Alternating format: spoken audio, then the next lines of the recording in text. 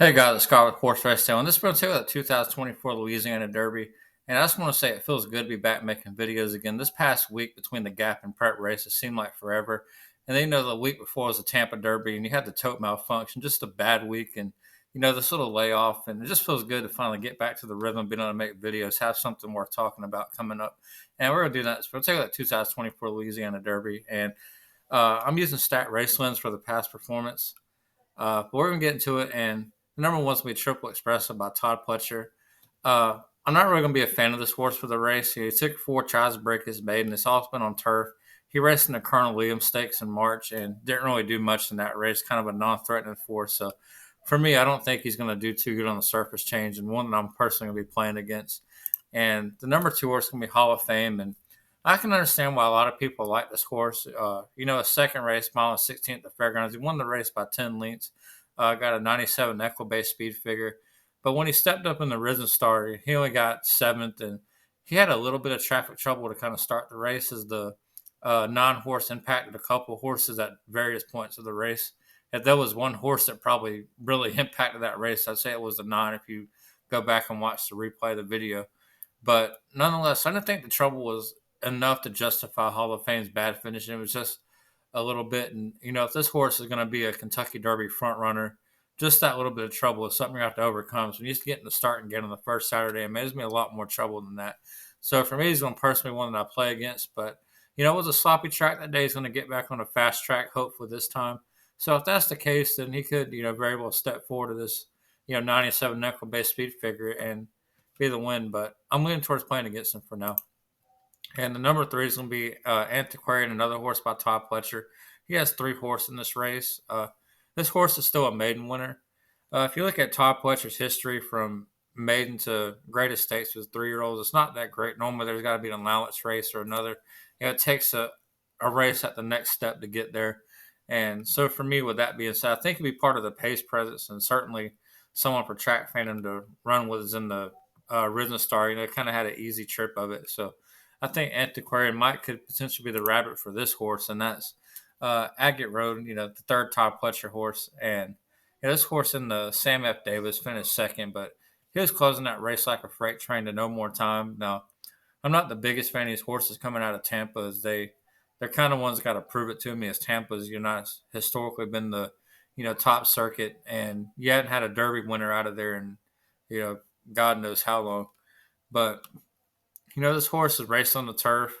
Did try his maiden on the dirt, and I think this horse is going to be closing late, and maybe that extra stretch at the fairgrounds might be just enough to do it. And one that I'm leaning towards being in the top 4. And I think if any of these horses for the Pletcher is going to end up getting some Derby points, I think it's going to be Agate Road, and it's going to be in all my trifectas, superfectas, things like that. And this horse right here is going to be my top pick for the Louisiana Derby. That's going to be number 5, Catching Freedom. And Catching Freedom kind of had a little wide trip, turning for home, but he did win the Smarty Jones, and the Smarty Jones being moved from a mile to a mile and 16th kind of intrigues me. I didn't realize it at first. Somebody else in the comment section kind of pointed it out, so I can't remember who you are, but thank you for that.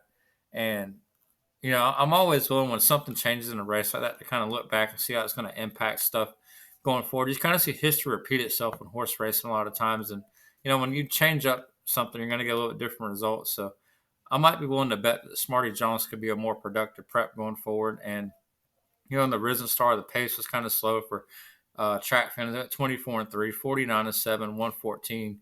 Very slow. And Catching Freedom only lost by a length and 3/4 total, but he was coming for track phantom at the end, and the track phantom is a little bit more pace pressure, and Catching Freedom has a little bit more distance to work with. Just maybe that might be enough to turn the tables. And I think track phantom is going to be the one that winds up taking the favorite whenever it comes post time. And I think this horse you're going to get solid value, probably 3-1 in that range or something like that, and that's enough for me to take a nice shot with the horse.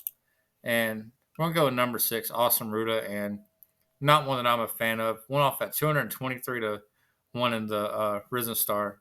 So for me, his horse has to do a lot to be able to turn the tables. So going to personally be a play against for me. Number 7, Honor Marie. If anybody likes this horse, I can certainly see why.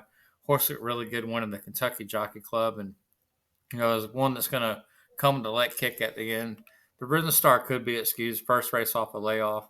I do wonder though if its best efforts was as a 2 year old, and as you see like 2 year olds turn to three, and the other trainers start getting their horses cranked for Derby, or is Anna Marie starting to, is the pack starting to catch up to Anna Marie, and we're going to find that out in the Louisiana Derby. But if you like the horse, you're going to play on the fact that the horse is second start off the layoff, looked really good in the Kentucky Jockey Club, and if he can take a step forward, then there you go. You could have something at potentially good odds.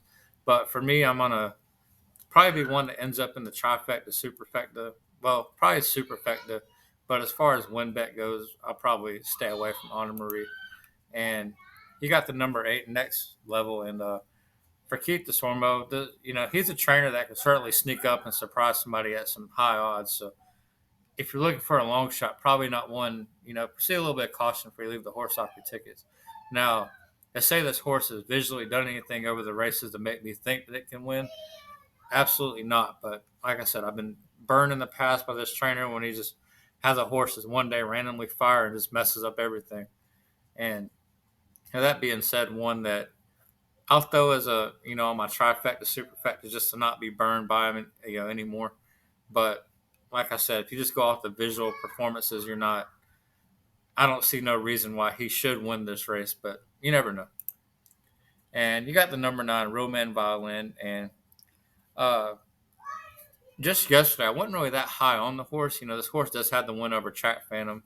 Got second to Kentucky Jockey Club, and then I went back and watched the Risen Star where the horse got 8th, and the horse was making a run coming up the rail and actually ended up getting into I think 3rd or 4th, and the 9 horse, the one that messed it up for the other horse at the beginning, uh, did something I couldn't really tell exactly what it was. As a little tree, as you watch the replay, the trees kind of get in the way at some spots, but something happened in there in that little spot, and Roman Violin went from like right on the 9 to back, probably 2 or 3 lengths. So just after that, just didn't look the same anymore.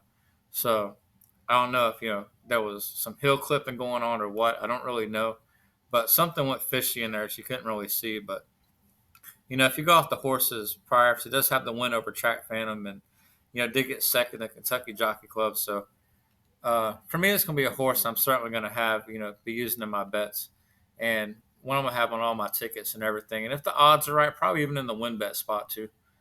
And that brings me to number 10, Common Defense. And this horse has seemed like a goofy runner for me. Is just you just watch the race and it kind of looks like that. Sometimes he runs good and gets a little goofy at the end, and sometimes he winds up winning. Just one I don't really know what to do with. But out of the two, Kenny McPeak horse, I'm going to lean towards Roman Violin and probably go against Common Defenses.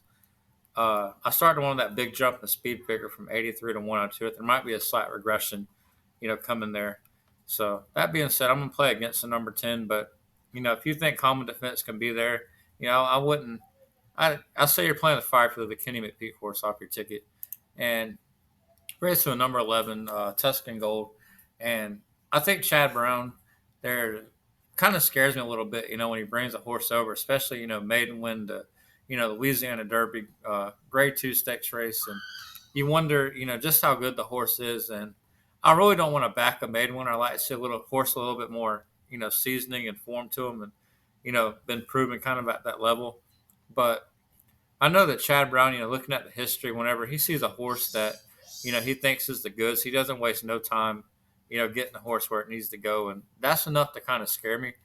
Uh, I don't know yet if I'm going to play against Tuscan Gold. I said I'll have more videos between now and next Saturday. And, I'll see by then. But certainly one that's definitely on my radar, has a lot of intrigue to it. And if you're a fan of Chad Brown on the Derby Trail, well, there you go. You can play the number 11 Tuscan Gold and you might come out okay.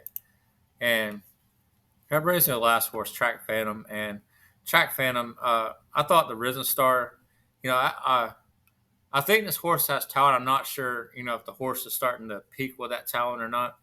It looked really good in the Gun Runner, but Nash has not came back to really validate, what does he beat when it comes to that.